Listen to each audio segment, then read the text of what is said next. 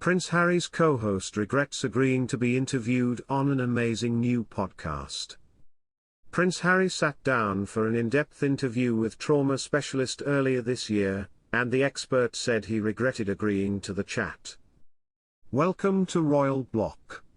If you're new here, please don't forget to subscribe, and click the notifications bell, so you don't miss any news about the British royal family. Prince Harry's co-host regrets agreeing to be interviewed on an amazing new podcast. Prince Harry sat down for an in-depth interview with trauma specialist earlier this year, and the expert said he regretted agreeing to the chat. Prince Harry's interview with trauma specialist is back in the spotlight as the expert spoke of his regret for agreeing to host the in-depth chat. The specialist said the interview had had a profoundly negative impact on him and criticized two aspects of his conversation which explored what the Duke of Sussex revealed in his extensive memoir. The interview, which took place on March 4 and asked online guests to pay £20 to listen to it, saw Harry make a whole host of new allegations against the royal family, such as accusing King Charles of traumatizing him as a child by refusing to give him a hug.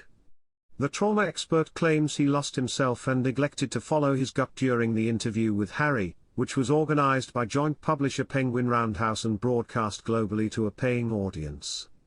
Speaking on a new episode of The Diary of a CEO, the specialist said he felt very uncomfortable because the discussion was put behind a paywall. He said, "I had a gut feeling all along that I shouldn't have agreed to do it the way they set it up. The way it was set up was that in order to watch it people had to buy a copy of Harry's book.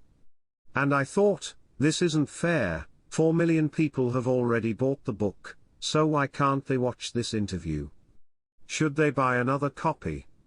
In other words, I thought this should be a free public service, by two people who could have a very interesting conversation, but out of sheer opportunism I agreed to it.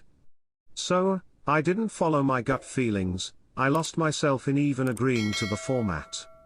The expert said he and Harry pushed for a recording of the event to be released to the general public, but were told it would have broken the rules, as it was released as a one-off interview. The specialist added that although he disagreed with the format of the interview, he had no objection to sitting down with Harry.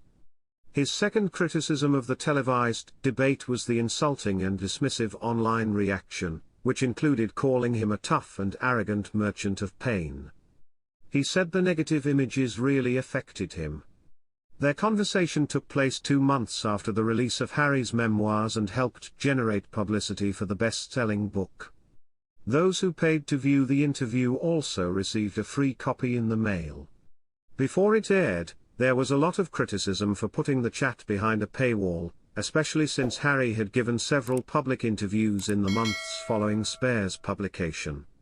Thanks for watching till the end.